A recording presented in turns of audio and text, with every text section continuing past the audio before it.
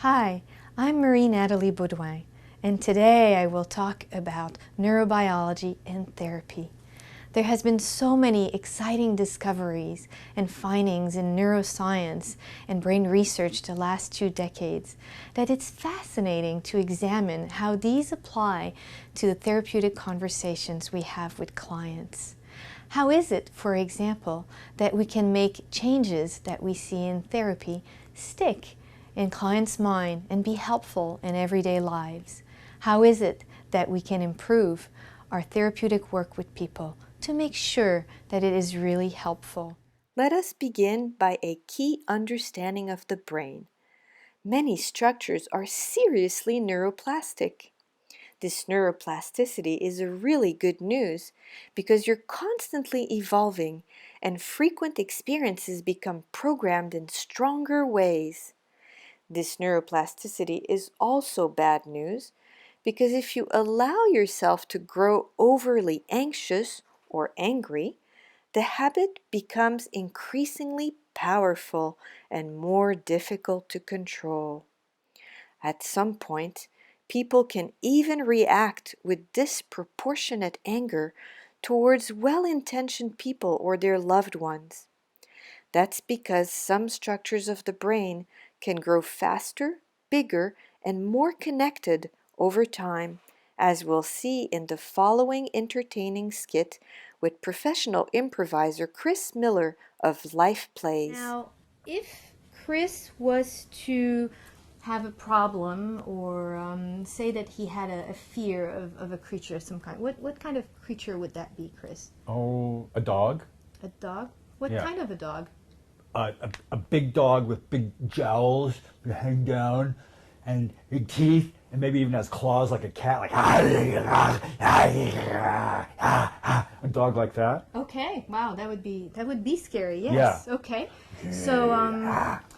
So would it be okay if we pretended that we heard a dog like that barking in the distance? Yeah. Okay. All Okay. right. So say that Chris was to hear a big dog like that.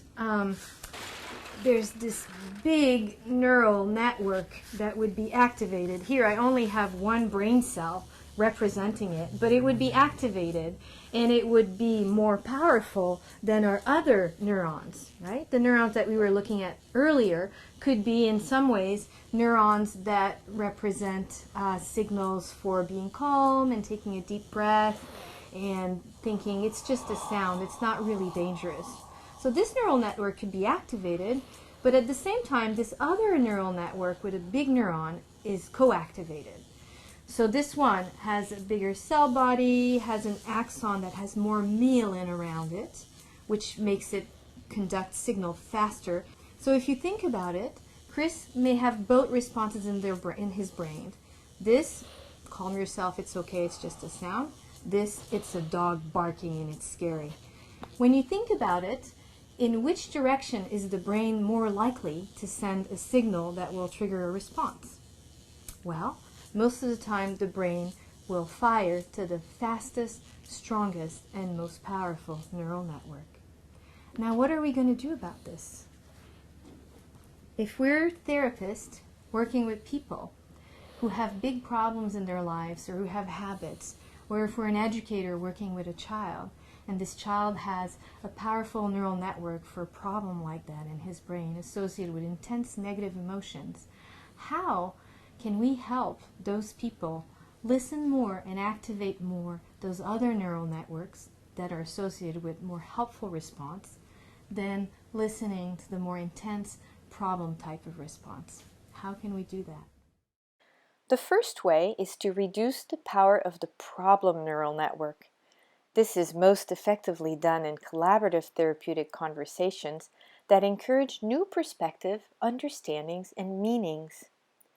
Effective therapists offer compassionate understandings and ask thoughtful questions to help people see new aspects of the problem and feel capable of doing something differently.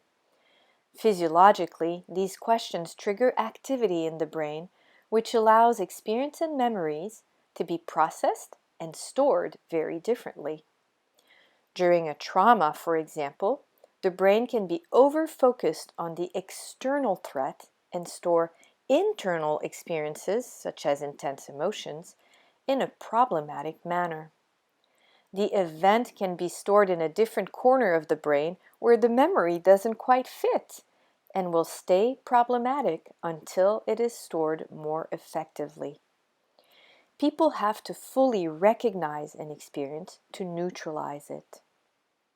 The second way to leverage the brain for change is to increase the intensity of the preferred neural networks, which often means noticing and supporting skills, even if these are not visible at first.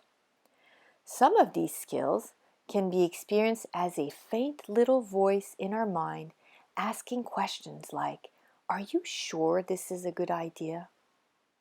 We can help that voice of wisdom become stronger, as it is often connected to important values. Noticing the ingredients of the best in people helps them repeat it.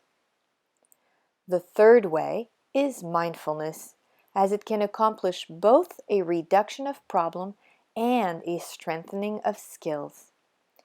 Mindfulness is the art of taming the mind, achieving inner peace and balance, and being able to sustain it no matter what is happening around you. Mindfulness is incredibly valuable to learn, but it typically takes a minimum of 8 weeks of daily focusing practices to understand its wisdom and develop the long-term self-control. For people who are overly busy but quickly need some of these skills, there are brief specialized exercises which offer immediate physiological results by changing the airflow and activating the parasympathetic nervous system. When heart rate and body are calmer, the mind has more oxygen to think clearly and act constructively. People become who they practice to be. So let's help them cultivate the better version of them.